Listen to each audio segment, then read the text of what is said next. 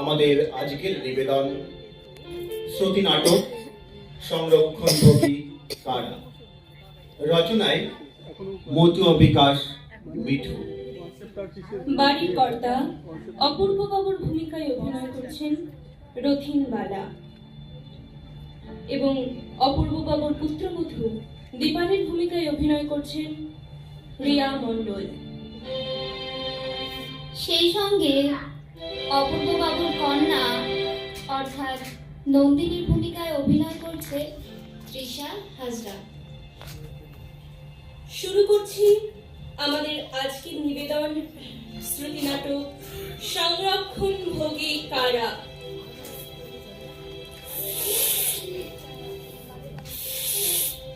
বাবা বাবা, আপনার চা পান হয়ে গেছে? হ্যাঁ মা, প্রায় শেষ। তুমি কিছু বলবে কি? হ্যাঁ, না মানে নন্দিনী। নন্দিনী? তার আবার কি হলো? অফিস থেকে ফেরেনি বুঝি? এত সময় তো চলে আসার কথা। না না বাবা, চলে এসেছে, চিন্তিত হবেন না। আমি বলতে চাইছি। বলো মা, বলো, কি বলতে চাও তুমি, বলো। নন্দিনী চাকরিতে যোগ দেওয়ার প্রথম দিন থেকে একটা বিষয় আমি ভীষণ লক্ষ্য করছি। সেটা কি মা? না মানে চাকরিতে যোগ দেওয়ার যে আনন্দ, আবেগ, তা কিন্তু ওর মধ্যে লক্ষ্য করতে পারা যায়নি। হ্যাঁ মা, হ্যাঁ, তুমি ঠিকই বলেছ। আমি যদিও এ ব্যাপারে গুরুত্ব দিয়ে ভাবিনি, তবে বিষয়টা তুমি ঠিকই ধরেছ। ডাকো তো তাকে, এই বিষয়ে কথা বলা দরকার। হ্যাঁ বাবা, কথা বলা দরকার। না হলে প্রতিদিনই দেখছি অফিস থেকে ফিরে সেই ঘরেই বসে থাকে, কেমন যেন বিষণ্ণ, চিন্তিত। তাই তো ওর সঙ্গে কথা বলা দরকার। জানার প্রয়োজন কিছু হয়েছে কিনা, কোনো সমস্যা আছে কিনা। তুমি ডাকো তো ওকে। হ্যাঁ বাবা, ডাকছি। নন্দিনী, নন্দিনী, একবার এসো তো এখানে, বাবা ডাকছে তোমায়। বাবা আমায় ডেকেছো, কিছু বলবে কি? তোর কি হয়েছে বলতো মা? প্রথম চাকরিতে যোগ দিয়েও কোনো আনন্দ নেই। অফিস থেকে ফিরে ঘরে একা একা বসে থাকছিস, অথচ যোগ দেওয়ার আগের মুহূর্তেও কত আনন্দ ছিল, হাস্যোজ্জ্বল ভাব ছিল। হ্যাঁ বাবা, তা ছিল বই কি, তবে এখন মনে হয় চাকরিটা বোধহয় ছেড়েই দেবো। চাকরি ছেড়ে দিবি? কেন, কি এমন হলো? হ্যাঁ বাবা, লাঞ্ছনা, কথার বঞ্চনা সহ্য করার থেকে ওটা ছেড়ে দেওয়াই ভালো। কি হয়েছে দিদি ভাই, আমাদেরকে খুলে বলো। দেখবে সব ঠিক হয়ে যাবে। তোমাকে বলে কি হবে বলো তো? তুমি তো ওদের ঘরের অর্থাৎ উচ্চবর্ণীয় ব্রাহ্মণের মেয়ে, তাই তো? হ্যাঁ, সত্যি তাই। না না, এভাবে বলিস না মা। তোর হয়তো জানা নেই, নারী কখনো ব্রাহ্মণ হয় না। তার মানে? মানেটা হলো হিন্দু ধর্মের সংবিধান মনু সংহিতায় নির্দেশ দিয়েছে নারী মাত্রই শূদ্রাণী। তাই তো তাদের উপনয়ন হয় না, বরং উপনয়ন কালে মায়ের মুখ পর্যন্ত দর্শন নিষিদ্ধ। তুমি সত্যি বলছো? এমন নিয়ম আছে? শুধু তাই নয় মা, নারীর শিক্ষা, বেদ পাঠ, শাস্ত্র গ্রন্থ পাঠ, পৌরোহিত্য ইত্যাদি কঠোরভাবে নিষিদ্ধ।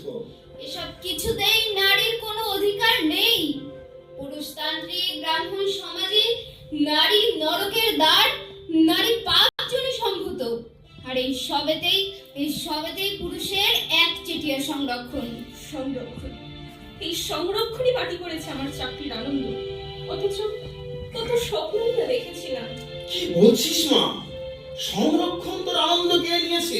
ঠিকই বলছি বাবা, সংরক্ষণ আছে বলেই আমাদের ছেলে মেয়েদের শুনতে হয় কোটার মাল, সোনার ছেলে, সোনার চামচ ইত্যাদি তির্যক শব্দ, রীতিমতো হাসাহাসি আমাদের নিয়ে।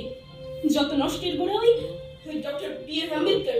কি প্রয়োজন ছিল সংরক্ষণ ব্যবস্থার? প্রয়োজন ছিল গো নরদিনী, প্রয়োজন আছে। ওই মহান জ্ঞানী মানুষটা যদি না আসতো, এই ব্যবস্থা যদি না করতো, চাকরি তো দূর, অফিসে ক্লাসের দরজা দেখার সৌভাগ্য পেতে কিনা সন্দেহ। বৌদি তুমি বলছো এ কথা? ঠিক বলেছে রে মা, বৌমা ঠিকই বলেছে। এই যে বিনা পয়সায় শিক্ষার ব্যবস্থাটা ওরা যদি করে দিয়ে যেতেন, তোদের কি লেখাপড়া শেখাতে পারতাম রে? পারতাম না, সে অবস্থা আমার ছিল না। শুধু কি তাই বাবা? স্টাইপেন্ড, উচ্চ শিক্ষার জন্য অনুদান, কাস্ট সার্টিফিকেটের মতো ভাগ্য উত্তরণের চাবিটা যদি না পেত, তাহলে তোমাদের সমাজের কজন শিক্ষা নিতে পারতো? বলো তো বাবা, কজন চাকরি করতে পারতো?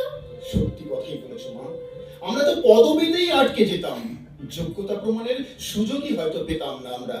সবাই না পারলেও 2-4 জন তো পারতই। হয়তো বা পারতো, কিন্তু তখন শিক্ষার অধিকারী কেড়ে নেওয়া হতো হয়তো। ওই মানুষটা না থাকলে মনু সংহিতা পুনর্লাগু হয়ে যেত। কিন্তু এই তির্যক শব্দ, এই অপমান তো হতে হতো না? তোমরা অপমানিত হও তোমাদের দোষে, তোমাদের চেতনাহীনতায়। সে দোষ ডক্টর বাবা সাহেবের নয়। সেই মানুষটা শুধুই দিয়ে গেছেন তোমাদের জন্য, তার বিনিময়ে তাকে যোগ্য সম্মানটুকু দিতে শেখনি তোমরা। যত সব অকৃতজ্ঞ বেঈমানের দল। বাবা তুমি বাবা ঠিক কথাই বলেছেন দিদি ভাই। শুনতে বুড়ো হলেও এটাই বাস্তব সত্য। বৌদিমণি, তুমিও বলতে পারলে এমন করে? বলতে বাধ্য হচ্ছি, কারণ এই যে তুমি চুপটি করে মুখ বুজে সহ্য করছো সহকর্মীদের তির্যক শব্দগুলি, অথচ তুমি উচ্চ শিক্ষিতা, উচ্চ পদে নিয়োগ হয়েছো। এর যোগ্য জবাব কি দেওয়া উচিত ছিল না? এর কি কোনো জবাব আছে বৌদি? অবশ্যই আছে, হাজারটা জবাব আছে, প্রত্যেকটার প্রত্যুত্তর আছে। কিন্তু তা করতে গেলে তো পড়তে হয়, জানতে হয়, সে সকল নিয়ে ভাবতে হয়। কত বলেছি আমি, তার ধারে কাছে গিয়েছি কেউ? তার মানে তোমরা বলতে চাইছো যে আমি কিছুই করিনি, আমি কিছু জানি না? না না দিদি ভাই, তুমি পড়েছো, তোমার মেধা আছে, তবে সে শুধু একাডেমিক পড়া, যাকে বলে স্কুল কলেজের পুঁথিগত শিক্ষা। তোর বৌদি ঠিকই বলেছে রে মা, তোর একাডেমিক শিক্ষা হয়েছে, বাট এডুকেটেড পড়াটা এখনো অনেক বাকি। মারে, শুধু ডিগ্রিধারী হলেই সত্যিকারের জ্ঞান হবে না। একটু বিস্তারিত বলো তো বৌদিমণি। এই যেমন ধরো সংরক্ষণ, যার মাধ্যমে অনেক সুবিধা ভোগ করছো, আগেও করবে, কিন্তু ওটা আসলে কি, কেন, কিভাবে, এসব জানো কি?